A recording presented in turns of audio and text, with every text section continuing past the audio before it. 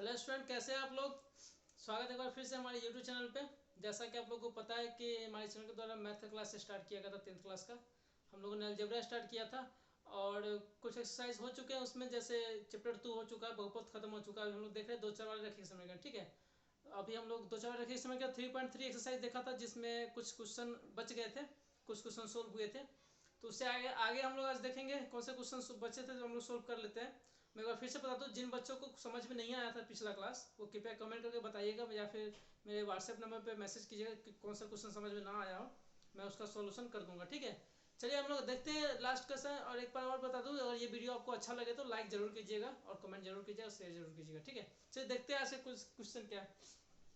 Exercise 3.3 में question number हम लोग वन क्या उस दिन क्या किए थे, वन का वन और टू बना चुके थे, ठीक है। क्वेश्चन वन का वन और टू बना चुके थे। हम लोग देखेंगे question number 3। Question number 3 solve करेंगे। क्वेश्चन नंबर 3 कौन सा, 3.3 का क्वेश्चन नंबर 3 का हम लोग बात करेंगे, ठीक है। क्वेश्चन क्या है देख लेते हैं। क्वेश्चन है 3x minus y is equal to 3, equation first. और उसके बाद है 9x minus 3y is equal to 9 equal to second. Second देखिए, ये मेरा फर्स्ट इक्वेशन, ये मेरा सेकेंड इक्वेशन, ठीक है। इसको कौन से मेथड से, मैंने आपको फर्स्ट इससे पहले क्लास में बताया था कि इसको जो है ना प्रतिस्थापन विधि से सोल्व करना है। कौन से विधि से, प्रतिस्थापन विधि से। और आप लोग को बताया था प्रतिस्थापन विधि क्या होता है। चलिए इसको सोल्व करके देखते हैं क्या होगा। अच्छा एक चीज और गौर करना है कि ये भी चेक करना है, दिमाग में रखना है कि किसका सोल्यूशन कितना होगा। अब यहाँ पे देख रहे हैं, यहाँ पे 3 और यहाँ पे 9 है, यानी कि ये अगर काटेंगे तो 1/3 होगा, ये भी 1/3 और ये भी 1/3, यानी कि इसका जो सोल्यूशन होगा अनेक होगा।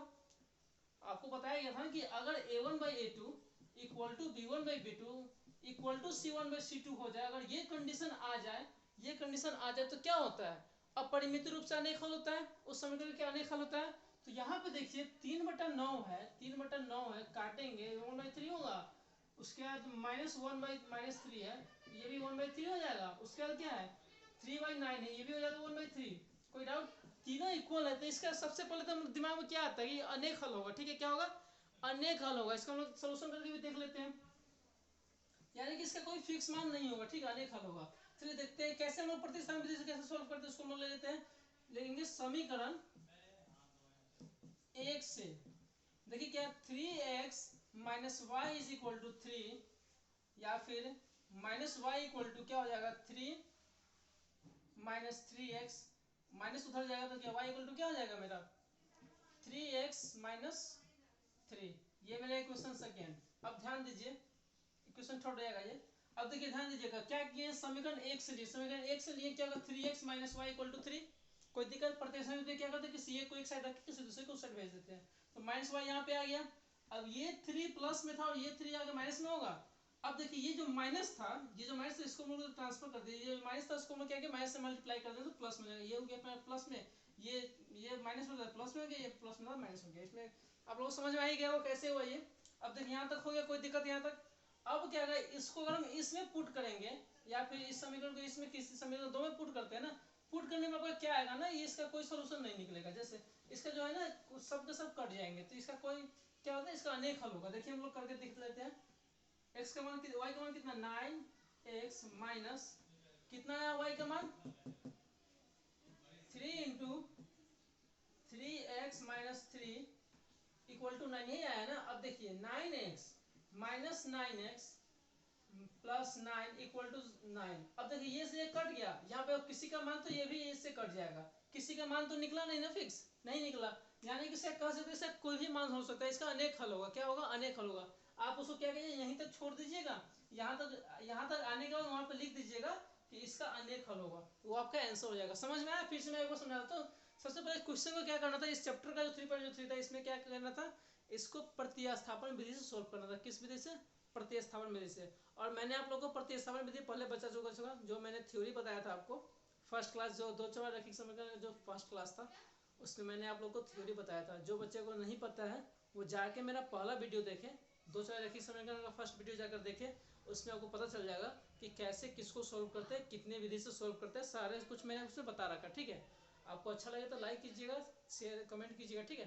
तो चलिए आपको बता दें इसको क्या करना है, प्रतिस्थापन विधि से सोल्व करना है। किस विधि से सोल्व करना है, प्रतिस्थापन से, ठीक है। मैंने आप लोगों को बता चुका हूँ ना पहले से, प्रतिस्थापन विधि से सोल्व करना है। और आपको ये वही इसका मेथड पता है, यही है। कैसे कैसे सॉल्व होता है मैं आपको बता दिया।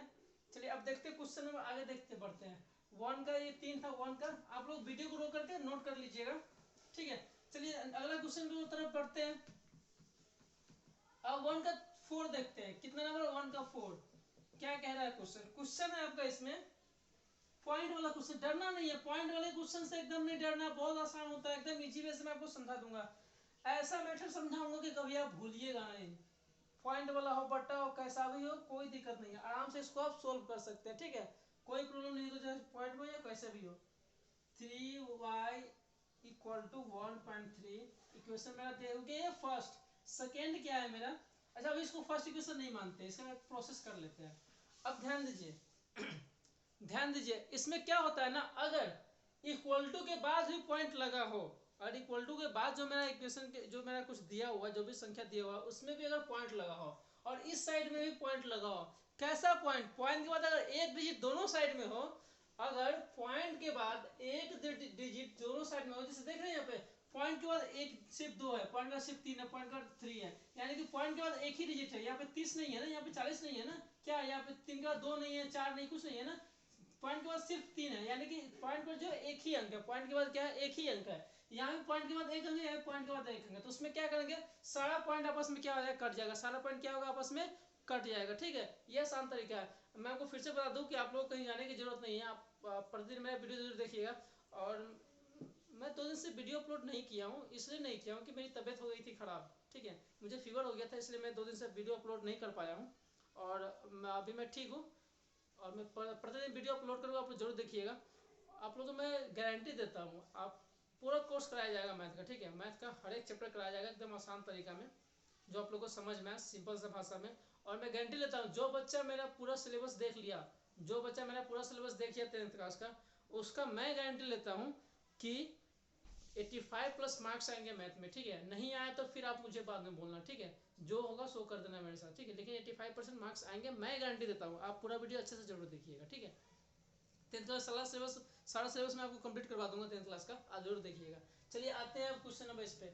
मैं क्या बताया हूँ कि अगर पॉइंट के बाद एक डिजिट हो, अगर पॉइंट के बाद एक डिजिट हो, अगर पॉइंट के बाद एक डिजिट हो, यानी तीनों में A B C, A1 A2 B2 A1 B1 C1 है ना, तीनों में अगर पॉइंट के बाद एक ही पॉइंट हो, पॉइंट के बाद एक ही डिजिट हो तीनों में, तो क्या होगा इस कंडीशन में, इस दोनों पॉइंट से ये पॉइंट कट जाएगा, यानी क्या हो जाएगा मेरा सिंपल सा हो जाएगा 2x + 3y = 13 इक्वेशन फर्स्ट। ये नियम है, ऐसा मत सोचिए कि मैं डायरेक्ट लिख दिया हूँ, ये नियम है, इसको चेंज कर सकते हैं। अगर आप लोग को नहीं समझ में आएगा तो बताइएगा, मैं अगला वीडियो में इसको अच्छा सा डिटेल में कर दूंगा कैसे ये होता है ये, ठीक है, अगला वीडियो में कर दूंगा डिटेल में। अगर आपको समझ में नहीं आएगा तो जिसको समझ में आएगा कोई बात नहीं है, आप इसको यहाँ से ये भी लिख सकते हैं, इसमें कोई दिक्कत नहीं, ठीक है।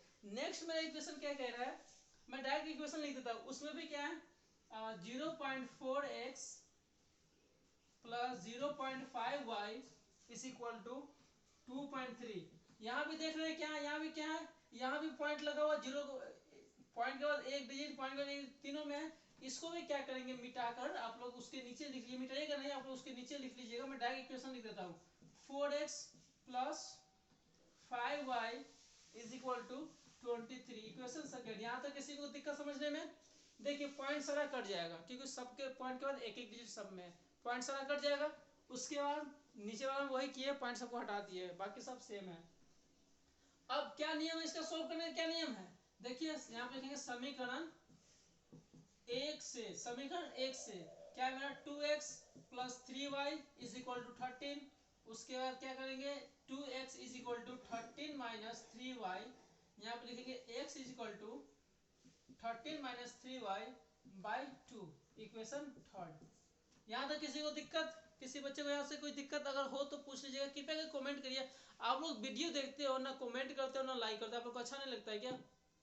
और आप लोग को अच्छा लगता है तो लाइक भी कीजिए और कमेंट भी कीजिए, तब तो मुझे पता चलेगा ना कि मैं जो पढ़ा रहा हूँ सही पढ़ा रहा हूँ, जो मैं पढ़ा रहा हूँ बच्चे को अच्छा लग रहा है, कैसे पता चलेगा मुझे? आप लोग तो फेस टू फेस तो हो रही, जो आप उससे मैं बात करके पूछ लूँगा कि आप लोग कैसा लगा नहीं लगा। आप लोग वीडियो देखते, वीडियो हालांकि चलता है, बहुत सारे बच्चे देखते हैं वीडियो, बट आप लोग रिएक्शन नहीं देते ना, मुझे तो पता चलना चाहिए कि हाँ कैसा आप लोग को वीडियो लग रहा है, अच्छा लग रहा है, बुरा लग रहा है, क्या लग रहा है। और अच्छा नहीं लग रहा है तो आप डिसलाइक का भी ऑप्शन रहता है, डिसलाइक कर दो, अच्छा नहीं लग रहा है डिसलाइक कर दो ना, और अच्छा लगता है लाइक करो, कमेंट करो, ठीक है। चलिए हम लोग देखते हैं इस क्वेश्चन पे आते हैं। यहाँ तक कोई दिक्कत किसी को समझने में? सबसे पहले मैंने क्या करा, सबसे पहले जो पॉइंट वाला था उसको हमने हटा दिया, दोनों साइड में इक्वल पॉइंट था तो हटा दिया। सेकंड क्वेश्चन वही किया। समीकरण एक से ये तो प्रोसेस आपको पता, प्रोसेस में क्या करते हैं, किसी एक को एक साइड लेके दूसरे को उस साइड भेज देते हैं, वो प्रोसेस किया। यहाँ तक किसी को दिक्कत है? यहाँ के बाद जो है जिस प्रोसेस हम लोग सोल्व करते हैं उसी प्रोसेस से सोल्व कर लेंगे। यहाँ इससे आगे मैं नहीं बनाऊंगा, इससे आप लोग खुद बना लीजिएगा, ठीक है। बन जाएगा, प्रत्येक समय वही करना है। इसका मान उठाकर इसमें डाल देना है, यहाँ से y का मान निकाल के फिर x वाला टर्म में डाल देना, हो जाएगा आंसर, कोई दिक्कत नहीं है। अब मैं उम्मीद करता हूँ आप लोग बना लोगे, और नहीं बनेगा तो आप कमेंट करके बताइएगा, मैं सॉल्व कर दूंगा, ठीक है, कोई दिक्कत नहीं है, मैं सॉल्व कर दूंगा। चलिए आगे हम लोग देखते हैं।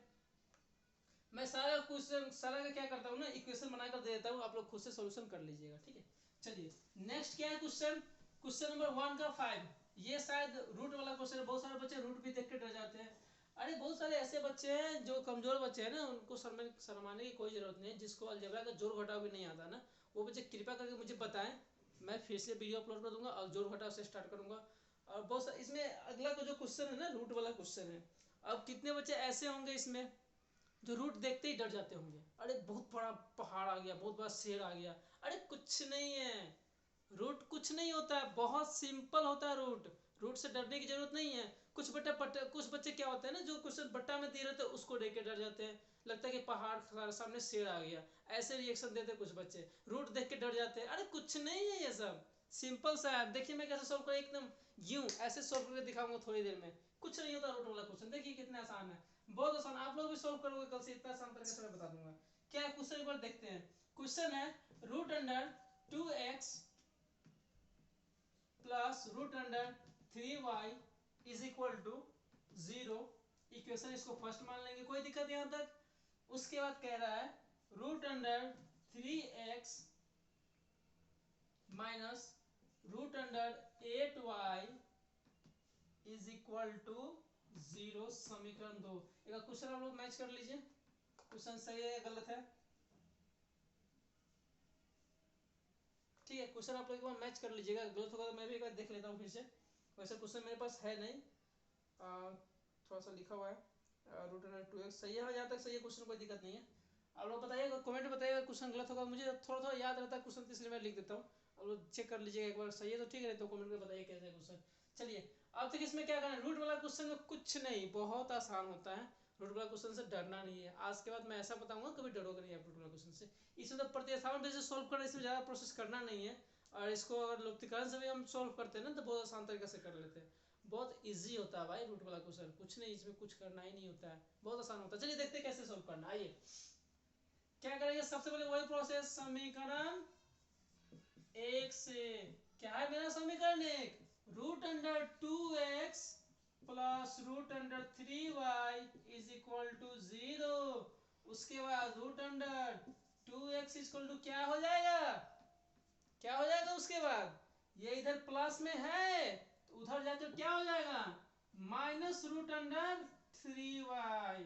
कोई दिक्कत यहाँ तक, कोई दिक्कत नहीं, रूट में तो डरना नहीं है, कोई दिक्कत नहीं। उसके बाद क्या होगा स्टेप मेरा, x इज इक्वल टू हो जाएगा minus root under 3y by root under 2।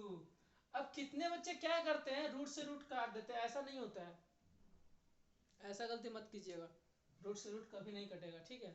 ऐसा गलती दोबारा मत कीजिएगा कभी भी, रूट 2 से रूट 3 कभी नहीं रूट से रूट कटता है, ये दूसरे प्रोसेस से में काम करता है, ठीक है। तो हम लोग इसको यहीं पे छोड़ दिए, कोई दिक्कत यहाँ तक किसी को, कोई परेशानी नहीं ना। अब आगे आते हैं, यहाँ तक आप लोग नोट कर लीजिए, मैं इसको मिटा के आगे बता देता हूँ, ठीक है। क्या है मेरा एक्स का मान, क्या है यहाँ पे हम लिख लेते हैं ताकि मुझे भी याद रहे। एक्स का मान आया है क्या, minus root under 3y by root under 2।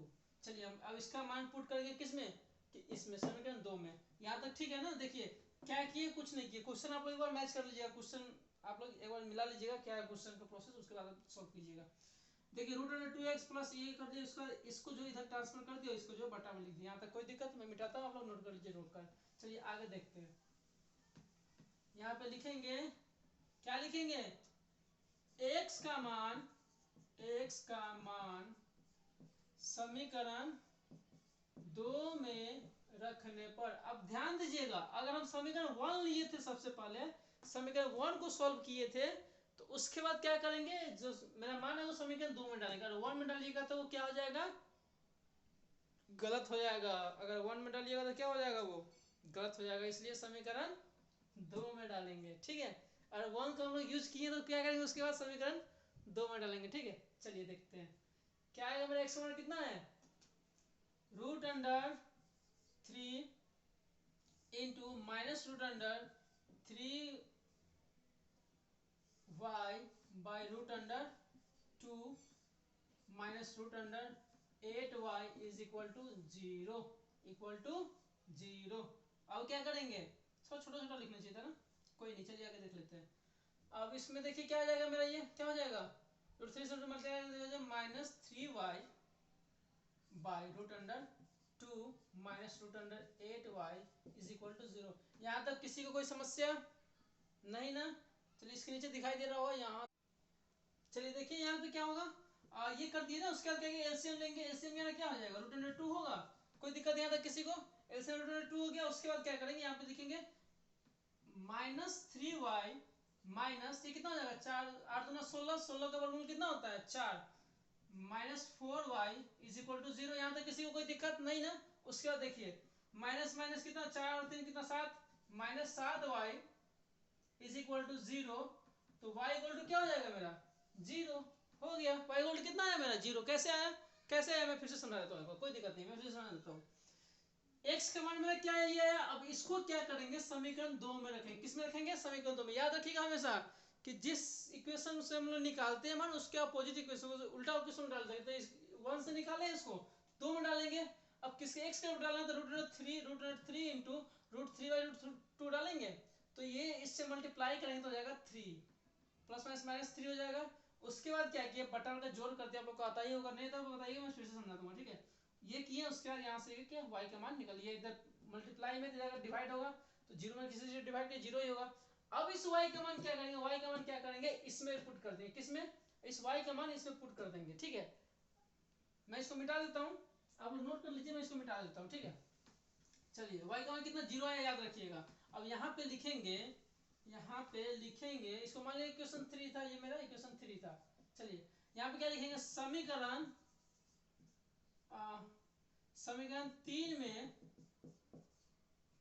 में y का मान रखने पर, समीकरण 3 में क्या करेंगे, y का मान पुट करेंगे। y का मान कितना है, 0 आया है, तो x is equal to minus root under 3y by root under 2, यही है ना जी।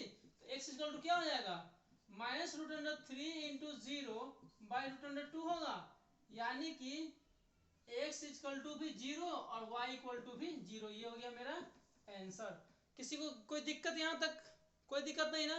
क्या किए हैं, जो मेरा x का मान आया था उसको पुट किए थे समीकरण 2 में, वहां से मेरा y का मान कितना आया था, 0 आया था, उस 0 को क्या किए, इसमें पुट कर दिए।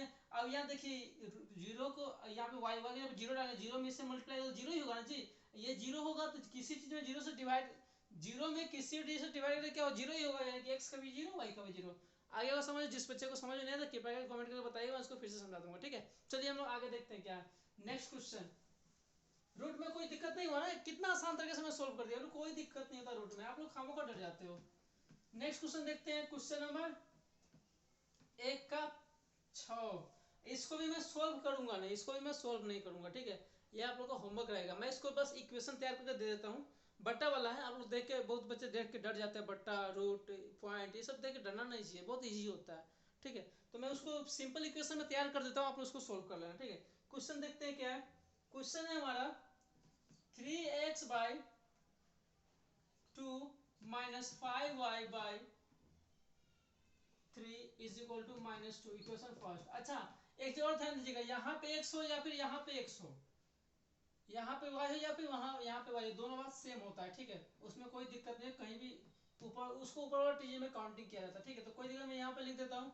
क्वेश्चन में क्या आप लोग देख लीजिए ध्यान से, क्वेश्चन को ध्यान में नहीं है, y वहीं पे होगा या फिर यहाँ पे होगा, कोई दिक्कत नहीं होता, ठीक है। इक्वेशन फर्स्ट इसको हम नहीं मानेंगे। अब इसको हम सोल्व करेंगे। क्या कर सकते हैं, एलसीएम लेंगे। अरे बट्टा वाला तो क्या हो गया भाई, और बट्टा ही में देते तो क्या हो गया, देख लेंगे। अरे जो भी होगा देख लेंगे, बहुत आसान तरीके से मैं सोल्व कर बता दूंगा, कुछ नहीं करना है इसमें, कुछ नहीं है, बहुत इजी मेथड है। आप लोग ना खामोखा डर जाते हो, बटा देख के डर जाते हो, रूट देख के डर जाते हो, पॉइंट वाला क्वेश्चन देख के डर जाते हो। अरे पॉइंट देखो कितना आसान तरीके से निकाल दिया हूँ। उसी तरह ये भी है, रूट वाला भी आसान तरीके से निकल गया। ये बट्टा है, कुछ नहीं करना, देखिए कैसे सोल्व करना है। ठीक है, देखिए ये, चलिए बट्टा, जिसको बट्टा पर के जोड़ घटाव आता होगा, जिसको फ्रैक्शन का ऐड आता होगा, यानी कि बट्टा पर के जोड़ घटाव जिसको आता होगा उसके लिए कुछ नहीं है, जिसको नहीं आता है उसके लिए थोड़ा सा दिक्कत होगा। मैं बस समझाने की कोशिश करूंगा। सबसे पहले एलसीएम लेंगे, 3 दूना 6, 3 में इससे गुना करेंगे 9x, 2 में इससे करेंगे -10y इज इक्वल टू -2। अब लीजिए क्या करना है, 9x - 10y is equal to 6 दूना 12। इक्वेशन फर्स्ट हो गया मेरा, इक्वेशन फर्स्ट यार, इक्वेशन फर्स्ट हो गया तैयार। क्या किए हैं, कुछ नहीं किए हैं, बहुत आसान तरीका में निकालने। देखिए क्या किए हैं, बटा बटे जोड़ घटाओ यही करना है, कुछ नहीं, फ्रैक्शन का ऐड कर देना है। क्या करेंगे, सबसे पहले दोनों का एलसीएम ले लेंगे, 6 हो जाएगा। इसको इससे गुना, इसको इससे गुना कर लिख दिए, बराबर 12 -2। अब यहाँ पे जो डिवाइड में है, यहाँ गुना में होगा तो 6 गुना 12 हो गया कंप्लीट। अब इसको मैं मिटा था, रोक करके इसको नोट कर लीजिएगा। अब देखिए इसका सेकेंड इक्वेशन कैसे निकलेगा। सेकेंड समीकरण कैसे, क्या दिए हुआ है, दिए हुआ है आपका x बटा 3 प्लस y बटा 2 बराबर 13/6। अब देखिए देखिए देखिए देखिए, कुछ नहीं करना है इसमें, वही प्रोसेस करेंगे जो मैंने पिछला बार प्रोसेस किया था। चलिए देखिए क्या करना है, एलसीएम 6, इसमें किससे गुना होगा, 2 से, आई में कितना से होता है, 3 से, बराबर 13/6। अब दोनों के बटा में 6 है। अब भाई देखो यहाँ बराबर के बाद भी 6 है बटा में, बराबर के इधर भी बटा में 6 है, तो दोनों को काट सकते हैं। जी हाँ बिल्कुल काट सकते हैं। तो ये 6 से ही 6 खत्म हो गया, बचा क्या, 2x + 3y is equal to 30। Equation second, first equation मैंने निकाल दिया था, ये सेकेंड इक्वेशन मैं निकाल दिया हूँ। ठीक है, अब ये आप लोग का काम है कि आप इसको जाकर सोल्व करें। अगर सोल्व नहीं हुआ होगा, अगर सोल्व आप लोग से फिर भी ना हो तो कृपया करके आप मुझे बताइए कमेंट करके, मैं उसको सोल्व कर दूंगा फिर से। ठीक है, चलिए मिटा देते हैं इसको। अब हम लोग आगे चलते हैं लास्ट क्वेश्चन की तरफ। एक का सारा क्वेश्चन सोल्व हो गया, क्वेश्चन नंबर 1 का। और देखें क्वेश्चन नंबर 2 क्या कह रहा है।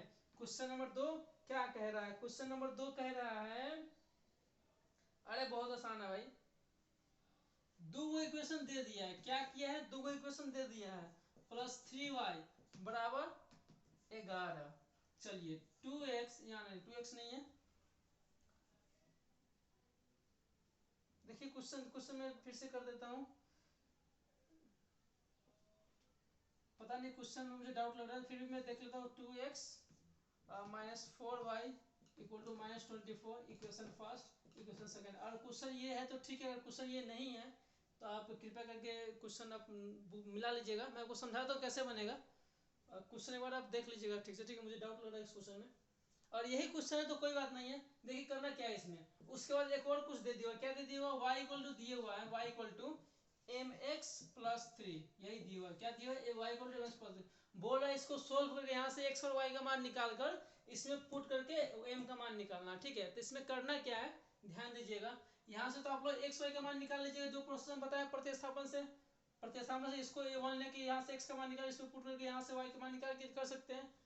अब जब दोनों इक्वेशन से x और y का मान आ जाएगा ना जी, जब दोनों इक्वेशन से x और y का मान अगर आपको आ जाएगा तो उसके बाद क्या करना है, उसके बाद कुछ नहीं करना है। उसके बाद यहाँ पे y की जगह y का मान रखना है, x की जगह पे x का मान रखना है, अपने आप m का मान निकल जाएगा।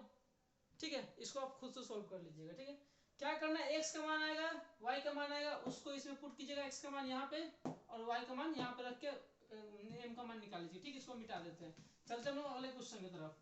अब अगला जो क्वेश्चन है, क्वेश्चन नंबर 3 का एक, क्वेश्चन नंबर 3 का एक क्वेश्चन क्या कर रहा है, ध्यान से पढ़िए। फिर से लैंग्वेज वाला क्वेश्चन, भाषा वाला क्वेश्चन। मैंने आपको पहले क्या बताया था कि जब भी भाषा वाला क्वेश्चन आपको दिखे तो सबसे पहले क्या ढूंढना है, सबसे पहले ये ढूंढना है कि उसमें कोई दो कैरेक्टर जरूर दिया होगा।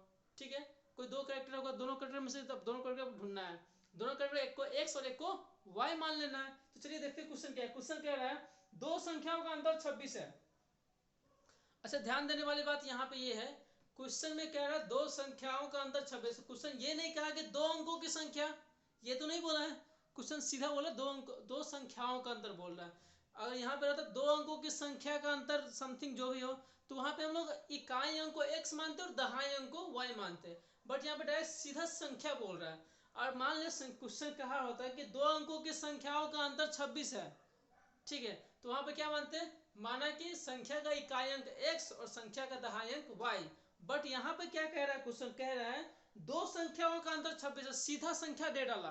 क्या किया, सीधा संख्या दे डाला और कुछ नहीं, इसमें अंक की कहीं पे जिक्र नहीं है। तो क्या करेंगे, लिखेंगे माना कि पहली संख्या बराबर x। क्या कर दिए, पहली संख्या मान लिए x। यहाँ पहली संख्या क्यों माने, अंक क्यों नहीं माने, इकाई दहाई क्यों नहीं माने, क्योंकि इस क्वेश्चन में अंकों की चर्चा नहीं किया है, डायरेक्ट संख्या की चर्चा किया है। तो संख्या की चर्चा की तो हम संख्या को x मान लिए। अब क्या करेंगे, पहली संख्या क्या हो गया मेरा x, तथा दूसरी संख्या क्या करेंगे, तथा दूसरी संख्या बराबर y। यहाँ तो कोई दिक्कत किसी को नहीं ना। अब मैं फिर से बता देता हूँ कि हम लोगों ने इकाई अंक और दहाई अंक क्यों नहीं माना, इसलिए नहीं माना क्योंकि संख्या का चर्चा कर रहा है, वहां पे अंकों का तो बात किया नहीं है, इसलिए हम लोग इकाई दहाई नहीं मानेंगे। चलिए अब देखिए यहाँ पे लिखेंगे प्रश्न से। अब पढ़ते हैं प्रश्न क्या कह रहा है, प्रश्न से। अब क्वेश्चन ये कह रहा है भाई साहब, क्वेश्चन ये कह रहा है कि दो संख्याओं का अंतर कितना दिया हुआ है, 26 दिया हुआ है। अंतर मतलब घटाओ, यहाँ पर लिख देंगे x minus y equal to 26, equation first. यहाँ तो किसी को कोई दिक्कत नहीं ना। दो अंकों की दो संख्याओं का अंतर क्या है, 26 है। अंतर का मतलब माइनस, अंतर का मतलब माइनस होता है। तो दो अंकों की संख्या का अंतर कितना, 26 है, तो लिख दिए x minus y equal to 26। कोई दिक्कत यहाँ तक किसी को नहीं। उसके बाद कह रहा पहली संख्या दूसरी संख्या के 3 गुनी है। कितनी गुनी है, 3 गुनी है। आइए फिर से मैं पहले ही बता चुका हूँ, x बराबर y कर देंगे। क्या कर देंगे, x बराबर y। अब देखिए क्वेश्चन कह रहा है कि पहली जो संख्या है दूसरी संख्या के 3 गुनी है। तो पहली संख्या मेरा ये हो गया, दूसरी संख्या ये हो गया, तो 3 गुनी कौन है, ये है, तो इसमें 3 से गुना कर देंगे, तो ये जाएगा x minus 3y equal to 0, समीकरण 2। अब चलिए आइए यहाँ पे आइए, क्या करना है, यहाँ तक किसी को कोई दिक्कत नहीं ना। अब क्या किए, माना कि पहली संख्या x दूसरी संख्या y, उसका x माइनस अंतर दिया कर दिए 26, उसका 3 गुनी है, तो x यहाँ पे हो गया इक्वल टू 3x। तो इसको माइनस इधर आके माइनस में जाएगा, इतना हो गया। यहाँ तक आप लोग इसको नोट कर ले, मैं इसको मिटा के फिर आगे बढ़ता हूँ। याद रखिएगा पहला इक्वेशन मेरा x minus y equal to 26 है, दूसरा इक्वेशन मेरा x minus 3y equal to 0। अच्छा बताना क्या, मैं आपको एक चीज़ बता दूँ, यहाँ के बाद आप लोग खुद सोल्व कर लीजिएगा, ठीक है, कोई दिक्कत नहीं होगा यहाँ के बाद सोल्व करने में। और किसी बच्चा को कोई परेशानी होगा तो बताइएगा, कैसे मैं उसको सोल्व करके दिखा दूंगा। कुछ नहीं करना, same process, x minus y equal to 26, x equal to 26 plus y हो जाएगा। इसका मान इसमें पुट कीजिएगा, यहाँ से y का मान निकलेगा, फिर उसको x y का मान निकाल लीजिएगा। है आसान तक, जो विधि में बताया उसी विधि से पढ़ेंगे, ठीक है। आज के लिए इतना ही, धन्यवाद। और आगे हम लोग कल क्लास मिस मत कीजिएगा, कल की क्लास हम लोग देखेंगे इसके आगे जो क्वेश्चन है, क्वेश्चन नंबर 3 में 5 या 6 क्वेश्चन भाषा वाला है। तो मुझे उम्मीद है कि आप लोग सोल्व कीजिएगा। और मुझे लगता नहीं कि सोल्व हो पाएगा, कि बहुत सारे बच्चे सोल्व कर लेंगे, बहुत सारे बच्चे सोल्व नहीं हो पाएगा, क्योंकि क्वेश्चन थोड़ा है भाषा वाला, तो भाषा पकड़ने में थोड़ा दिक्कत होता है, फर्स्ट टाइम सोल्व कर रहे हैं ना, थोड़ी सी दिक्कत होगी। तो मैं आपको यही बोलूँगा कि मैं जैसे ये खत्म हो जाएगा ना, कल मैं जो वीडियो अपलोड करूँगा उसमें आपको सारा क्वेश्चन को डील कर दूंगा और एक एक क्वेश्चन को सोल्व कर दूंगा पूरा पूरा, ठीक है। आज मैं इसलिए सोल्व नहीं करा कि थोड़ा सा टाइम ज़्यादा हो गया है, और ये आप लोग सोल्व कर लीजिएगा, आसान है, इससे थोड़ा हार्ड है इसके बाद वाला, तो मैं उसको सोल्व करके बता दूँगा, ठीक है। जो नए बच्चे उसको मैं बता दूँ कि ये वीडियो क्लास बहुत पहले से स्टार्ट हो चुकी है, जाके पहले पिछला वीडियो देखें, तब जाके ये वीडियो आपको समझ में आएगा। और जो बच्चे को अच्छा लगे तो लाइक कीजिएगा, सब्सक्राइब कीजिएगा, अपने दोस्तों के साथ शेयर जरूर कीजिएगा। धन्यवाद, आज के लिए इतना ही।